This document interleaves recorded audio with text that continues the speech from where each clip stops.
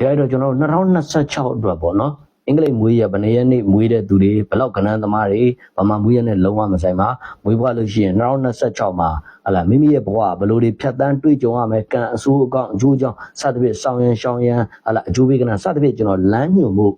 ကျွန်တော်စီစဉ်ပါတယ်ပြီးတော့ကျွန်တော်ဟလာ2026မှာအင်္ဂလိပ်မွေးရဟလာတက္ကနန်းသမားတွေအတွက်ကျွန်တော်လမ်းညွှန်ပြီးတော့ဟောတဲ့ဗီဒီယိုဖိုင်ကိုတင်ပါတယ်သို့တော့တစ်တော့စီမင်းတတ်မှတ်ချက်တွေနဲ့မညီတဲ့အတွက်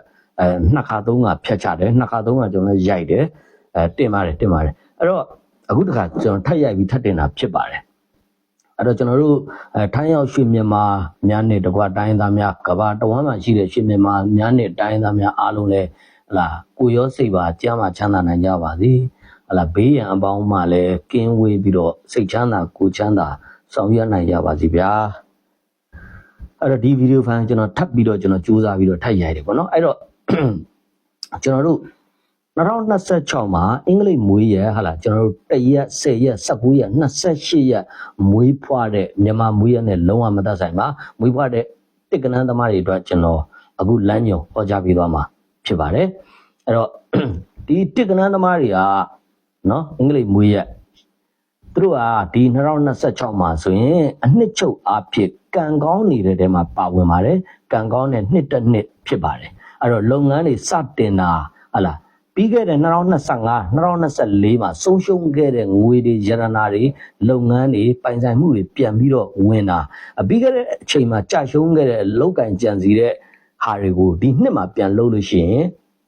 ်ပြန်ပြီးတော့အောင်မြင်တာမျိုးတွေဖြစ်တတ်တယ်ဒါမျိုးတွေလောက်ရတတ်တယ်အဲ့တော့ပြီးခဲ့တဲ့2024 25မှာကိုလောက်ကင်ကြံစီရတာတွေအဆင်မပြေဘူးအခု2026မှာလည်းပြန်ကြုံပြန်ပြီးပြန်ကြုံတဲ့အခါမှာငါလုပ်ရင်အဆင်ပြေပါမလားကောင်းပါမလားဟလာရှေ့မှာတော့ငါမှကြာရှုံးခဲ့တယ်ဆုံးရှုံးခဲ့တယ်ဟလာဒီတစ်ခါဖြစ်ပါမလားဆိုရင်တော့လောက်ပါဖြစ်ပါတယ်အောင်မြင်ပါတယ်အဲ့တော့ဒီတစ်ခါတော့ကိုယ့်ရဲ့အလှည့်ကိုယ့်ရဲ့အောင်မြင်ဖို့အတွက်ကိုယ့်ရဲ့အလှည့်ကြတဲ့ကာလဖြစ်ပါတယ်ဒီနှစ်အဲ့တော့ဒီ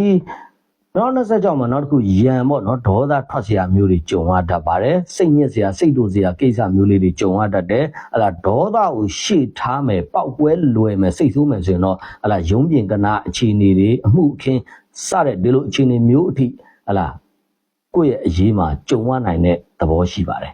အဲ့တော့ချစ်သူဟောင်းအိမ်တော်ဘက်အဟောင်းအဆက်အသွယ်ပြတ်တောက်နေတဲ့မိတ်ဆွေဟောင်းတန်ရောစင်ရှိတဲ့သူတွေနဲ့ပြီးခဲ့တဲ့နှစ်မှာဟလာအတိတ်ကာလနှစ်မှာကြုံခဲ့တယ်ဖြစ်ခဲ့တယ်ဆိုရင်တော့ဒီနှစ်မှာဒီလိုလူတွေနဲ့ပြန်ပြီးတော့2026မှာပြန်စုံတာဟလာပြန်ပြီးတော့တွေ့တာပြန်ပြီးအဆက်အသွယ်တွေပြန်ရတာပြန်ပြီးတော့ပေါင်းဖက်ရတာပြန်ပြီးတော့ပြည်လည်သွားတာဆိုတာမျိုးတွေကြုံရတတ်တယ်ဒီ2026မှာဂျားဝင်ပြီးကုညီတဲ့သူတွေပေါ်များတတ်တယ်ပေါ်ပေါက်လာတယ်ကိုယ်ဘယ်သူပဲကွာကူညီလို့ကိုယ့်ရဲ့အလုပ်ကန်စီးပွားရေးလူမှုရေးစတဲ့အရေးတွေမှာပို့ပြီးတော့အဆင်ပြေသွားတာပို့ပြီးတော့ကောင်းသွားတာဝမ်းသာစရာတွေတွေ့ကြုံရတာဒီလိုကမျိုးတွေဖြစ်မဲ့နှစ်ဖြစ်ပါတယ်နော်အဲ့တော့ကောင်းသောခရီးတွေကြုံမဲ့ခရီးတွေလည်းထွက်ရသွားရမဲ့2026ဖြစ်ပါတယ်အဲ့တော့ဒီ2026မှာနောက်တစ်ချက်ကကိုကဘာလို့ပဲလုပ်တတ်သိနားလဲတဲ့ပုံကိုယ်တွေနဲ့စီစဉ်ဟလာရည်ရွယ်ကြံစဟလာနှီးနှောဆွေးနွေးတိုင်ပင်ပြီးတော့မှတစ်ခုခုကိုကျွန်တော်တို့ဆုံးဖြတ်ပါအရေးကြီးကိစ္စဆိုရင်ပုံပြီးသတိထားပြီးဆုံးဖြတ်ပါထင်ရမြင်အောင်ဇွတ်တင်းတောတိုးပြီးတော့လောက်တာမျိုးဆိုရင်တော့အဆင်မပြေနိုင်ဘူးကြာရှုံးနိုင်တယ်တွေးနဲ့စဉ်းစားဆုံးဖြတ်ပြီးတော့တတ်သိနားလဲတဲ့ပုံကိုယ်နဲ့တိုင်ပင်ပြီးလုပ်ရင်ကောင်းတည်တဲ့ပို့ပြီးကောင်းမယ်အဆင်ပြေတည်တဲ့ပို့ပြီးတော့အဆင်ပြေမဲ့နှစ်ကာလဖြစ်ပါတယ်ဒေါသစိတ်ကိုရှေ့မထားရဘူးနောက်တစ်ခုကမှန်ကန်ပဲရမလို့ဆုံးဖြတ်ပါတစ်ဖက်စောင်းနဲ့နိုင်တဲ့ဈေးနဲ့လှုပ်တဲ့အလုတ်ကင်မျိုးဟလာဆောင်ရွက်မှုမျိုးတွေဆိုမအောင်မြင်နိုင်ပါဘူးဒီတစ်ချက်ကိုသတိထားမှာဖြစ်ပါတယ်အဲ့တော့2026မှာမြုပ်နေတဲ့ငွေတွေပြန်ရတတ်တယ်ဟလာမြုပ်နေတဲ့လုပ်ငန်းတွေပြန်ပြီးတော့ပေါ်တတ်တယ်ဟလာချစ်တော်သူတွေနဲ့ပြန်လဲစုံစည်းပေါင်းဖက်ဆက်သွယ်ရတာမျိုးတွေဖြစ်မယ်နောက်တစ်ခုကပါလဲဆိုလို့ရှိရင်ကိုဟာ2026မှာငွေအစုလိုက်အပုံလိုက်ရတာရုပ်တရက်ဆိုသလိုမမျော်လင့်တဲ့အခြေအနေနေရာတွေကနေငွေဝင်တာမျိုးတွေကြုံရမယ့်သဘောမှာရှိပါတယ်စာချုပ်စာတမ်းနဲ့ချုပ်ဆိုပြီးလောက်ကင်ရတဲ့ဟလာသို့မဟုတ်ပညာရက်ကိုအခြေခံပြီးလောက်ကင်ရတဲ့အလုပ်မျိုးစားတွေဆိုရင်2026မှာအလွန်ကောင်းပါတယ်အဲ့တော့ကိုညီမဲ့သူပေါ်တယ်2026ဒီကိုဒီကောင်းမွန်စွာနေထိုင်ရင်ဟလာကုသိုလ်ကောင်းမှုတွေနဲ့ကောင်းမွန်စွာနေထိုင်သည့်လျောက်ပုံမပြီးကောင်းမွန်မှာဖြစ်တယ်လို့ကိုကအကုသိုလ်တွေများနေမယ်ဒေါသတွေများနေမယ်မကောင်းကျိုးတွေကိုသာပြုမှုဆောင်ရွက်ပြောဆိုလုပ်ကိုင်နေတယ်ဆိုရင်တော့ကိုယ့်ရဲ့ကံကောင်းတဲ့လောက်မကောင်းမဲနဲ့နှေးမိန်သွားတာတိုးတက်တဲ့လောက်မတိုးတက်ဘဲနဲ့ဟလာအလဲမှာတန့်နေတာမျိုးတွေဖြစ်တတ်ပါတယ်အဲ့တော့အနှစ်ချုပ်အဖြစ်သတိထားမှာဒေါသစိတ်ကိုထိန်းမှာဟလာမှန်ကန်မျှတတာစီမံဆောင်ရွက်ပါနောက်ပြီးတော့ကောင်းမှုကုသိုလ်တွေကို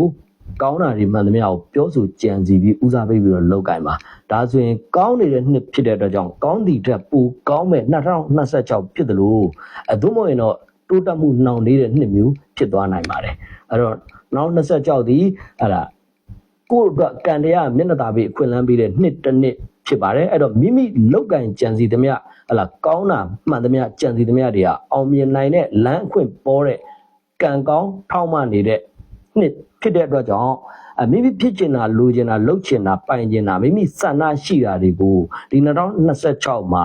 ကောင်းမွန်စွာကြံစီလောက်ကင်သွားမယ်ဆိုရင်အောင်မြင်နိုင်ပါတယ်ဖြစ်နိုင်ပါတယ်နော်အဲ့တော့မိမိရဲ့အရေးကိစ္စတော်တော်များများပေါ်မှာကံတရားမျက်နှာသာပေးတဲ့နှစ်ဖြစ်ပါတယ်အဲ့တော့ဒီနှစ်ရဲ့ကျွန်တော်တို့ကံကောင်းစီတဲ့ပေါ့နော်အကျိုးပေးကံကောင်းစီတဲ့အဆောင်အနေနဲ့ဆိုရင်เนาะကျွန်တော်တို့သဘာဝတွင်းထွက်အဆောင်ဖြစ်တဲ့အဝါရောင်စိန်တို့ဥဒ္ဒဗရာတို့ဒီလိုဟာတွေပတ်ရင်းတို့ဒီလိုယရနာမျိုးတွေကအကျိုးပေးတာဖြစ်တဲ့အတွက်ကြောင့်လက်စွပ်တို့လော်ကက်သီးတို့နဂတ်တို့သို့မဟုတ်အိတ်ကတ်ထဲမှာစောင့်ထားတာမျိုးတို့စောင့်တင်ပါတယ်ပေါ့နော်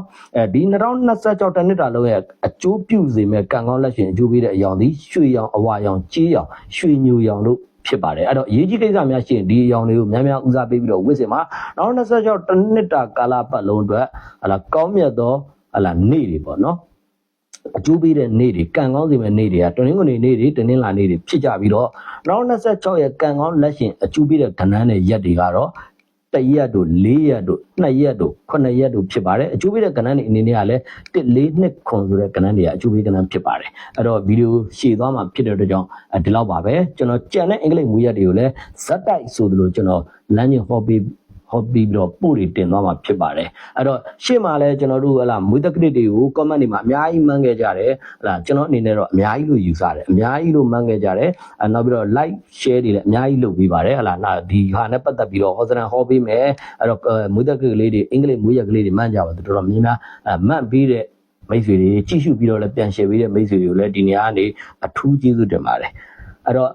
ကြည့်ရှုပြတဲ့မိတ်ဆွေတွေရောမကြည့်ရှုရသေးတဲ့မိတ်ဆွေတွေရောဘယ်လိုပဲဖြစ်ဖြစ်2026ဒီကံကောင်းသောနှစ်ဖြစ်ကြပါစေ2026မှာမိမိဖြစ်ချင်လူချင်တဲ့ကောင်းတာကြံစီသမျှအရာတွေမှန်သမျှဖြစ်နိုင်ရနိုင်ရပါစေခင်ဗျနောက်ဗီဒီယိုဖိုင်တွေကိုဆက်လက်လမ်းညွှန်ဟောကြားပေးသွားမှာဖြစ်ပါတယ်နောက်မွေးရက်များအတွက်ကိုလည်းကဲဒီလောက်နဲ့ပဲနှုတ်ဆက်ပါတယ်ခင်ဗျ